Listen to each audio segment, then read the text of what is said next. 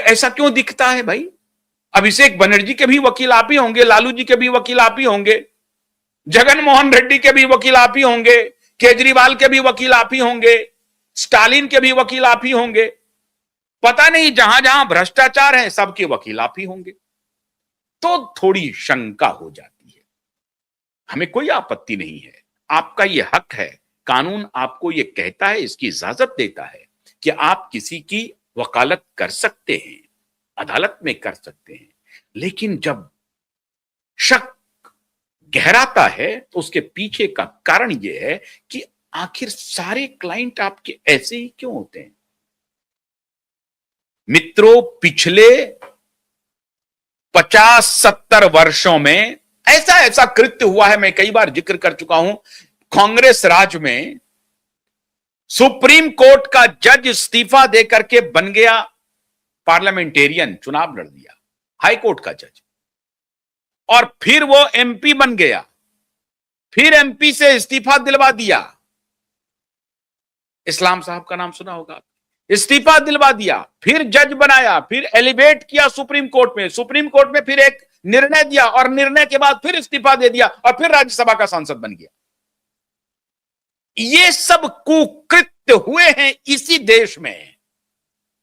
वो लोग, उस परंपरा के लोग सीजीआई सूर्यकांत पर सवाल उठाते हैं। हैरान हूं, उस परंपरा के लोग, उस परंपरा के पत्रकार, उनका सांप सूंघ जाता है। बहरुल इस्लाम नाम था उनका, बहरुल इस्लाम, गुवाहाटी से आते थे, कांग्रेस के सदस्य थे, और कैसे कैसे वो जज बने, कैसे फिर सांसद बने, फिर जज बन गए, फिर डिसीजन दिया, फिर बाहर हुए, फिर सांसद बन गए। ये क्रम चलता रहा।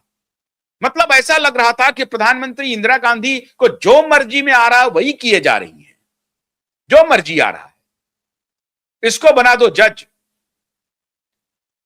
ऐसे भी उदाहरण हैं जिनको कानून की डिग्री नहीं, उनको भी जज बनाया गया।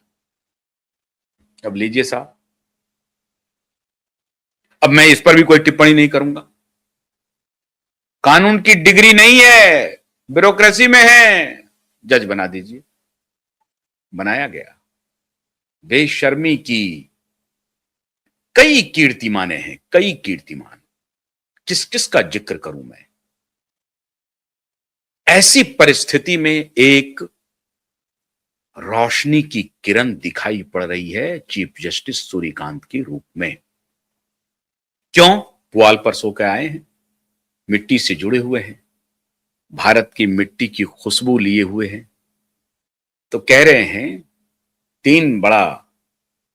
तीन बड़े कसमें उन्होंने खा रखी हैं। पहली कसम, लार्जर बेंच करेंगे, 17 सदस्यीय बेंच होगा, उसके इंफ्रास्ट्रक्चरल डेवलपमेंट होंगे, वकील के साथ कोई मिसबिहेव नहीं करेगा, गलत व्यवहार नहीं करेगा, वकीलों को सम्मान दिया जाएगा, जज कोई अपनी हैकड़ी नहीं दिखाएगा। और इसीलिए उन्होंने कहा कि जो चैम्बर मेरे लिए है वही चैम्बर बार काउंसिल के अध्यक्ष के लिए है। ये एक नोट है, ये इंडिकेशन है, समानता का भाव है कि कोई ऊपर नहीं, कोई नीचे नहीं। दूसरी कसम उच्च न्यायालय के लिए दिया है, उच्च न्यायालय के लिए। हाई कोर्ट को कहा है सीजीआई ने, आप असल में न्याय के प्रहरी हैं। क्यों? क्योंकि सुप्रीम कोर्ट हर जगह तो मौजूद नहीं है। भाई सुप्रीम कोर्ट का तो बेंच नहीं है ना इलाहाबाद में, सुप्रीम कोर्ट का बेंच नहीं है गुवाहाटी में, सुप्रीम कोर्ट का बेंच नहीं है मद्रास में। सुप्रीम कोर्ट तो एक ही है। हर स्टेट को एक हाई कोर्ट मिला हुआ है, कुछ स्टेट को तो नहीं भी है। जैसे गुवाहाटी में जो गुवाहाटी हाई कोर्ट है वो कई स्टेट को रिप्रेजेंट करता है। अब हालांकि मेघालय हाई कोर्ट भी हुआ है वहां पे।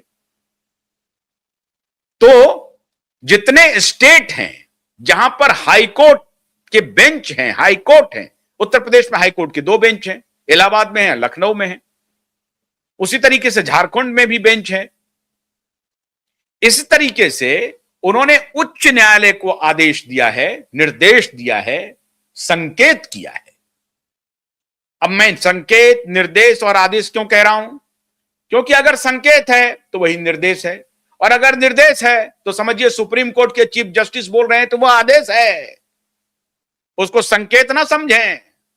संकेत किया है इसका मतलब यह नहीं, इशारा कर दिया आपको, निर्देश भी दे दिया ये करना है, और नहीं करेंगे तो समझिए वो आदेश है, और ये उनके जहन में आते रहेगा, फीडबैक मिलते रहेगा कि यहां पर अवहेलना हो रही है, मेरे संकेत की अवहेलना हो रही है। संकेत, मेरे संकेत मतलब वो व्यक्ति नहीं है, वो कानून के सबसे बड़े रक्षक हैं, जो धर्म ध्वज लिए हुए बैठे हुए हैं, उन्होंने संकेत किया है आपको, और आप उसकी अवहेलना किए जा रहे हैं।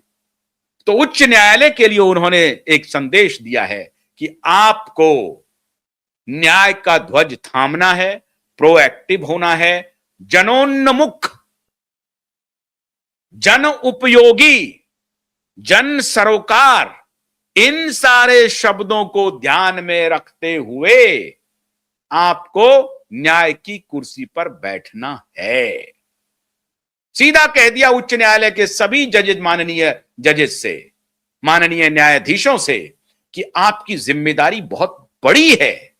आपकी जिम्मेदारी इसलिए बहुत बड़ी है क्योंकि सुप्रीम कोर्ट आने में बहुत सारे लोगों को हिचकिचाहट होगी, डर होगा, भय होगा, क्योंकि माहौल बना के रखा हुआ है कि वहां तो वोडाफोन के 14,000 करोड़ की सुनवाई हो रही है। साहब, कौन आदमी अपने बेल के लिए यहां जाएगा कि साहब मुझे बेल नहीं मिल रहा है, 15 वर्षों से मेरे केस की सुनवाई नहीं हो रही है, मैं सड़ रहा हूं। किसकी इतनी हिम्मत है?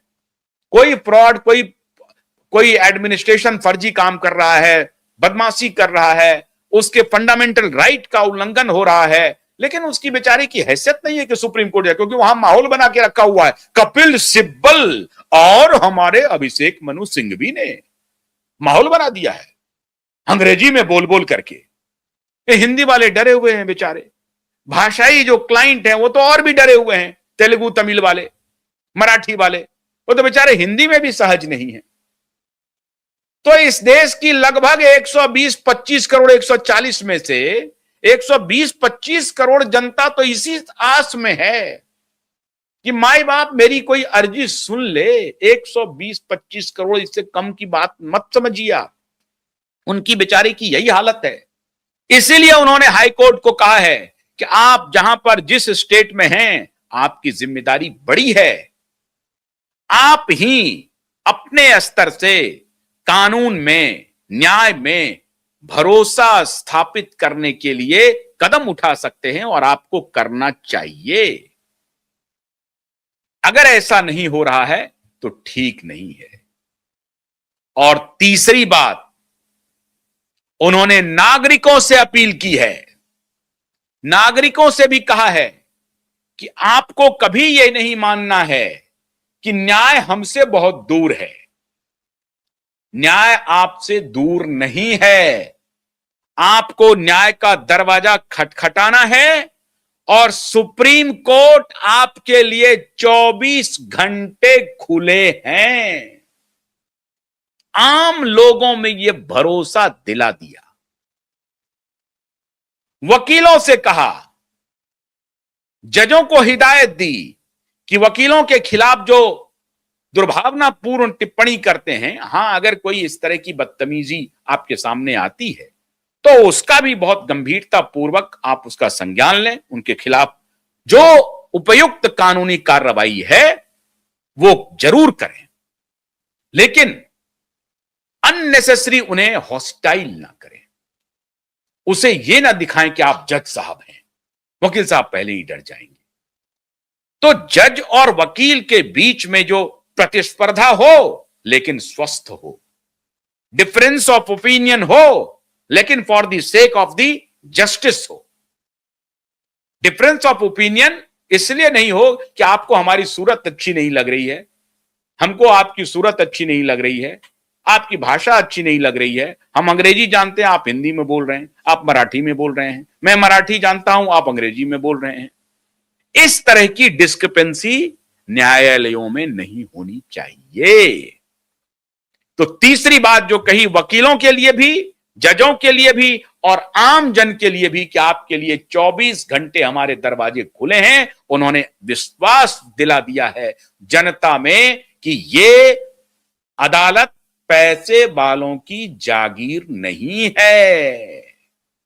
मोटे पैसे वाले अगर ये सोच रहे हैं कि हम पैसा फेंकेंगे और 2-2 घंटा 3-3 घंटा अदालत का वक्त जाया करेंगे तो ये नहीं चलेगा।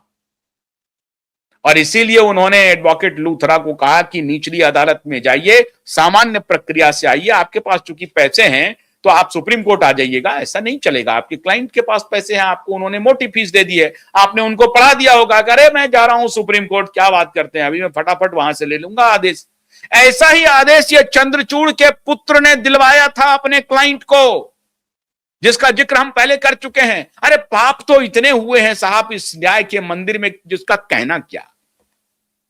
ये जो पूर्व चीफ जस्टिस थे चंद्रचूड़ साहब, उनके पास एक केस आया मुंबई हाई कोर्ट का, आया नहीं, एक क्लाइंट पहुंच गया चंद्रचूड़ की अदालत में और कहा कि ये आप एक आदेश दे दीजिए हाई कोर्ट के लिए, और हाई कोर्ट जो है वो काम नहीं कर रहा है इस दिशा में।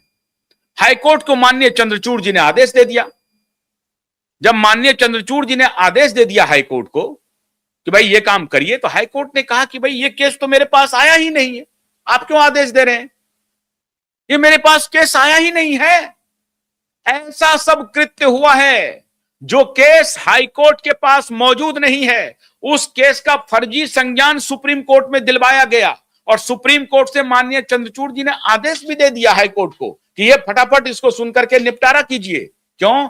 ये उनके पुत्र का क्लाइंट था। ये सब दृष्टिगत बात है, इसका ऑब्जर्वेशन लिया जा चुका है, इसकी लिखित शिकायत माननीय राष्ट्रपति महोदया के पास जा चुका है, ये पुराने चीफ जस्टिस के बारे में। ऐसे ऐसे सर खेल चल रहे थे।